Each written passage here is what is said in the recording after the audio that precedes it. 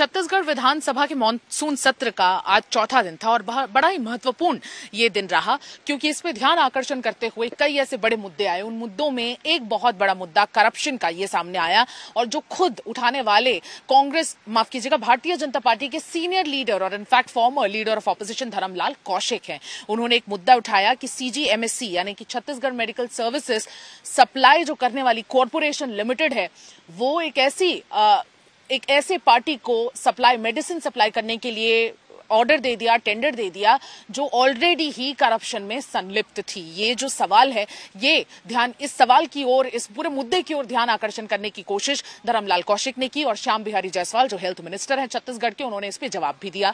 लेकिन लास्ट में धर्मलाल कौशिक ने कहा कि भाई आपके जवाब ऐसे नहीं है जिससे सेटिस्फैक्शन मिले, यानी कि ये जो बड़ा मामला है इसमें कहीं ना कहीं संलिप्ति दोनों ही गवर्नमेंट की नजर आती है। ये 2022 का मुद्दा है, जिस समय एक कोरोना काल से ये पूरा प्रदेश और इनफैक्ट पूरा देश गुजर रहा था। उसी वक्त CGMSC यानी कि Chhattisgarh medical services corporation limited ने 7 ऐसी कंपनियों को टेंडर दे दिया मेडिकल सप्लाई का, जिसमें मेडिकल सप्लाईज में आपके मेडिसिन भी आ जाते हैं, आपके उपकरण भी आ जाते हैं और हॉस्पिटल्स को ये 7 कंपनियां ही सप्लाई करेंगी। ऐसा टेंडर इन 7 कंपनीज को मिल गया था और इनफैक्ट जरूरत से ज्यादा और यानी कि जो निर्धारित कीमत थी उस निर्धारित कीमत से डबल में ये सारे उपकरणों को सप्लाई किया गया। 2022 में ये हुआ और 2022 में ये हो जाने के बाद, यानी कि भूपेश बघेल की सरकार में ये पूरा कार्यक्रम हो जाने के बाद अब 2024 में यानी कि बीजेपी के कार्यकाल में ये मुद्दा उठ रहा है। और ये मुद्दा इसलिए उठ रहा है क्योंकि बीजेपी अब उन 7 कंपनीज पे जो ऑलरेडी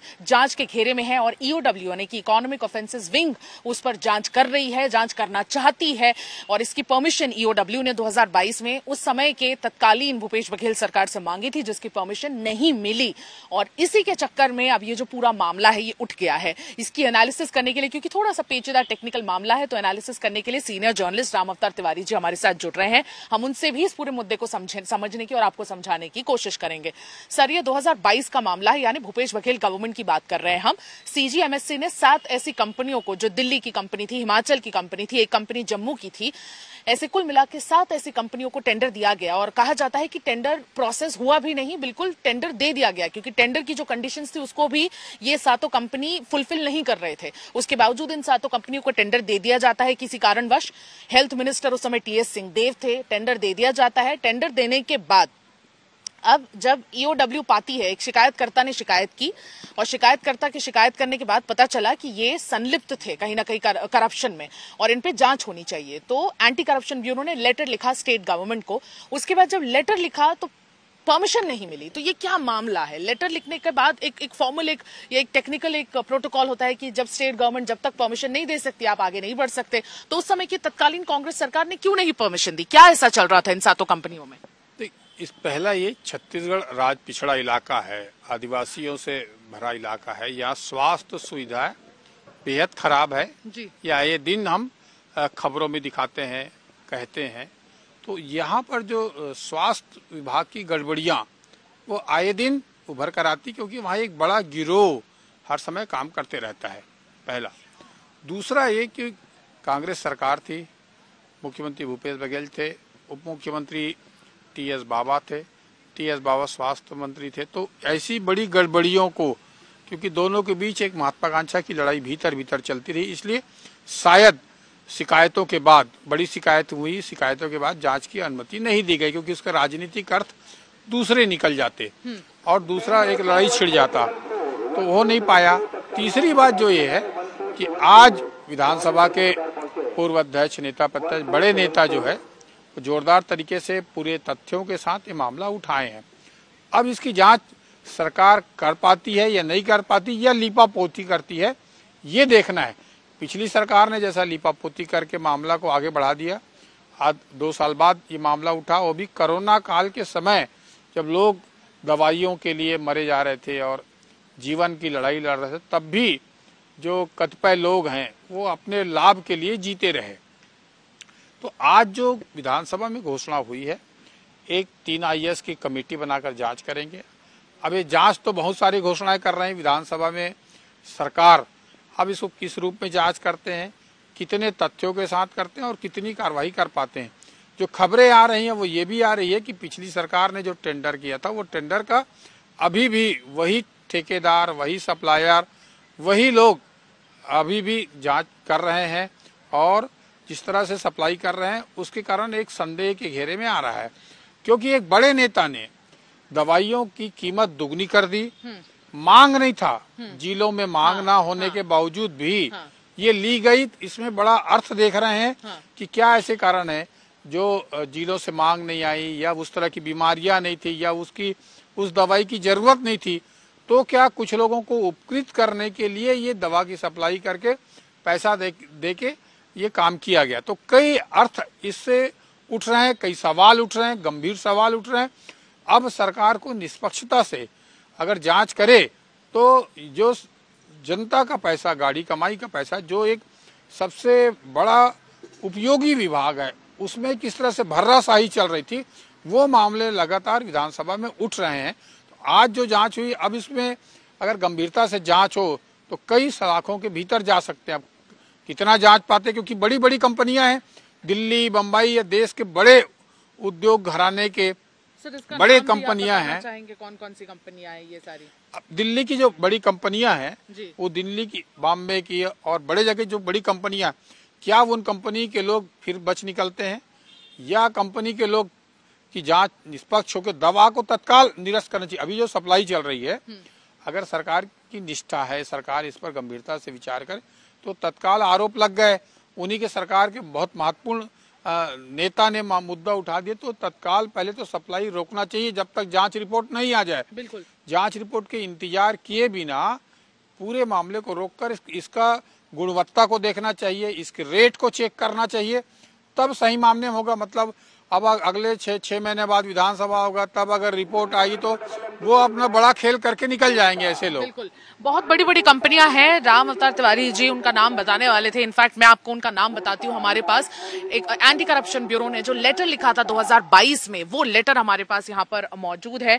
फोन की ब्राइटनेस में पूरी बढ़ा देती हूँ ताकि ये लेटर आप देख पाएंगे। ये लेटर है एंटी करप्शन ब्यूरो का, जो 2022 में उस समय के हेल्थ मिनिस्टर, यानी कि हेल्थ मिनिस्टर टीएस बाबा को, टीएस सिंहदेव को लिखा गया था कि भाई परमिशन दीजिए ये सारी कंपनीज के अगेंस्ट एक्ट करने के लिए, ताकि हम जांच बैठा सके। शिकायतकर्ता ने शिकायत की, ये जो रिक्वेस्ट थी ये पहुंची health ministry, anti corruption bureau तक पहुंची। एंटी करप्शन ब्यूरो ने एक प्रोटोकॉल के तहत हेल्थ मिनिस्ट्री से परमिशन मांगा, लेकिन हेल्थ मिनिस्ट्री से परमिशन नहीं आई।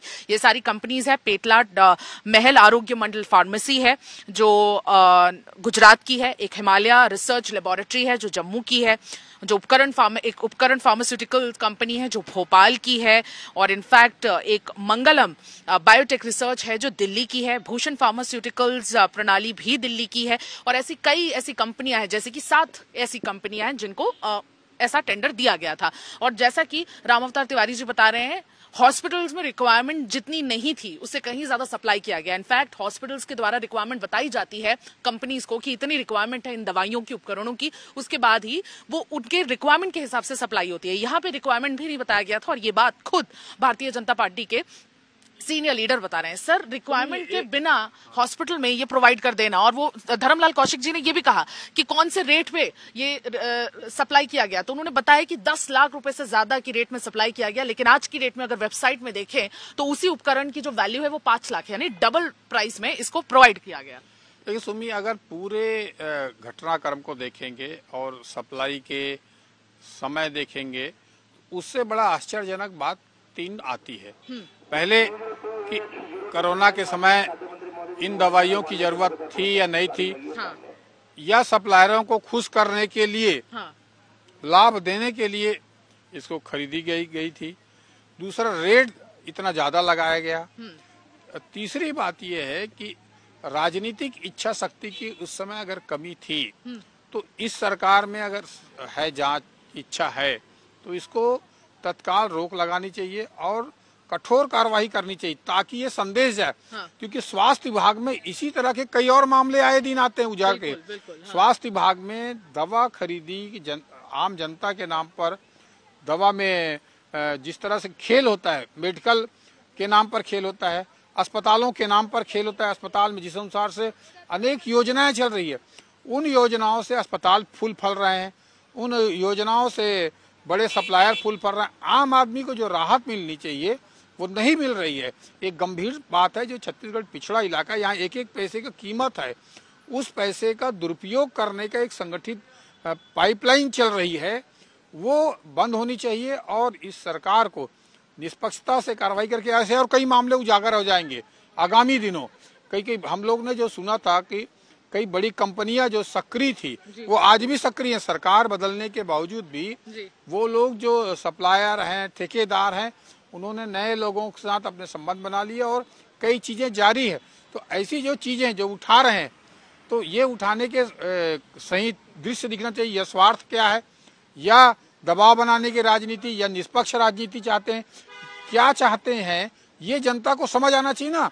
कि आप जनता की गाढ़ी कमाई का इस तरह से योजनाबद्ध तरीके से प्लानिंग बनाकर आप विभाग को चूना लगा रहे हैं, प्रदेश को चूना लगा रहे हैं, बजट को चूना लगा रहे हैं, और स्वास्थ्य के नाम पर खेल हो रहा है। और अस्पतालों में दवाई नहीं है। अभी कई जिले हैं, अभी मलेरिया चल रहा है, बिल्कुल कई जिलों में दवाई नहीं है, सामान्य दवाई नहीं है। इसके कारण लोग बीमार हैं, कई लोगों की मौत हो गई है, और ऐसी दवा खरीदी जा रही है जो अनुपयोगी है। तो इसको गंभीरता से जांच करने की जरूरत है। बिल्कुल गंभीरता से जांच करने की जरूरत है। श्याम बिहारी जायसवाल ने यह भी कहा कि 3 महीने में इसकी जांच रिपोर्ट भी बाहर आएगी। लेकिन जैसा कि आपने ऑलरेडी इसका जवाब दे दिया, लेकिन फिर से मैं आपसे एक अलग तरीके से पूछना चाहूंगी कि जब जांच हो रही है तो इसे बंद कर, इसकी जो सप्लाई है इसको बंद करने के लिए क्यों नहीं बीजेपी तत्पर है? तुरंत बंद करवाना चाहिए। क्या मिली भगत है कहीं ना कहीं, इसीलिए नहीं कर पा रहे हैं? क्योंकि बड़ी कंपनी है तो इसलिए मिली भगत हो रही होगी, इसलिए नहीं? क्योंकि इतना बड़ा मामला जब सामने आ रहा है, जब ऑलरेडी हेल्थ मिनिस्टर घेरे में आ रहे हैं कि भाई मलेरिया को लेकर इतने सारे सवाल खड़े हो रहे हैं, ऑपोजिशन को मौके मिल रहे हैं सवाल खड़े करने के, तब आप तुरंत तत्काल एक एक्शन लेकर बोल दीजिए कि तब तक सप्लाई खत्म हो जाएगा। आप 3 महीने के बाद जांच रिपोर्ट आने के बाद एक्शन लेंगे, ये क्या, इसके पीछे क्या लॉजिक लग रहा है? आपके ही पार्टी, भाजपा के ही विधायक अपनी सरकार को घेरे में ले रहे हैं, अपनी सरकार का ही सवाल उठा रहे हैं। तो ऐसे सवाल उठा रहे हैं तो एक अकेले जांच के नहीं, जांच तो होगी, रिपोर्ट आएगी, तब तक आप अगर कठोरता से कार्रवाई नहीं करेंगे, उसमें अगर पैनापन नहीं दिखाएंगे, तो ये जो गिरोह है, वो जो लोग सप्लायर हैं, जो प्रभावित करने की क्षमता रखते हैं, वो तो अपना काम जारी रखेंगे। तो पहला काम, उसको तत्काल रोक लगाया जाए। दूसरा काम जो होना चाहिए कि ऐसे और कौन कौन अधिकारी हैं उसको चिन्हित करिए। दूसरे और कौन कौन से दवा हैं जो इसी तरह के किसी के इच्छा पर, किसी के स्वार्थ पर सप्लाई हो रहे हैं, जिसकी जरूरत नहीं है। आज मौसमी बीमारी फैली हुई है छत्तीसगढ़ में। मौसमी बीमारी को हल करने के लिए आपके पास दवाई नहीं है, अस्पताल नहीं है, कर्मचारी नहीं है, बेड नहीं है, कई लोगों की मौत हो गई, हंगामा हो रहा है, सरकार की इमेज खराब हो रही है, मंत्री की इमेज खराब हो रही है, और तब भी अगर कार्रवाई नहीं की गई तो निश्चित तौर पर जनता की भी अच्छा संदेश नहीं जाएगा। बिल्कुल, ये एक बहुत अच्छा एक मुद्दा है जो आज सामने आया। धर्मलाल कौशिक ने सामने इसको लाया और धरातल पर इसको लाकर इसके लिए उन्होंने लड़ाई और अपने ही मंत्रियों से लड़ाई की और कहा कि भाई जांच अगर नहीं होगी तो आप ही पर सबसे बड़े सवाल खड़े किए जाएंगे। तो इसलिए भारतीय जनता पार्टी भी अपनी जो रिस्पॉन्सिबिलिटी है वो निभा रही है और अपने ही लोग, मतलब भारतीय जनता पार्टी के लोग ही ध्यान आकर्षण कर रहे हैं करप्शन के मुद्दों पर कि भाई अगर ये करप्शन आगे बढ़ता रहा तो अब जिम्मेदारी तो भारतीय जनता पार्टी की है। करप्शन अगर कांग्रेस सरकार में हुई है, कांग्रेस सरकार आपकी विरोधी पार्टी है, कांग्रेस सरकार को भ्रष्टाचार के आरोप लगाते हुए आप सत्ता से उसको बाहर करके आए हो, तो आप ईमानदारी दिखाइए, आप निष्पक्षता दिखाइए, आप उसमें पैनापन दिखाइए, तो अच्छा संदेश जाएगा। नहीं तो इस तरह से अगर लीपा पोती का खेल या लिंगरान करने का खेल अगर चलते रहा तो जिस तरह से अव्यवस्था है, बहुत बड़ी बात यह है कि स्वास्थ्य विभाग में अव्यवस्था फैली हुई है, उस अव्यवस्था को व्यवस्थित करने का काम नहीं हो पाएगा। जो हम लंबे समय से स्वास्थ्य विभाग को देख रहे हैं छत्तीसगढ़ में, इसी तरह के लोग स्वास्थ्य विभाग को नुकसान पहुंचा रहे हैं।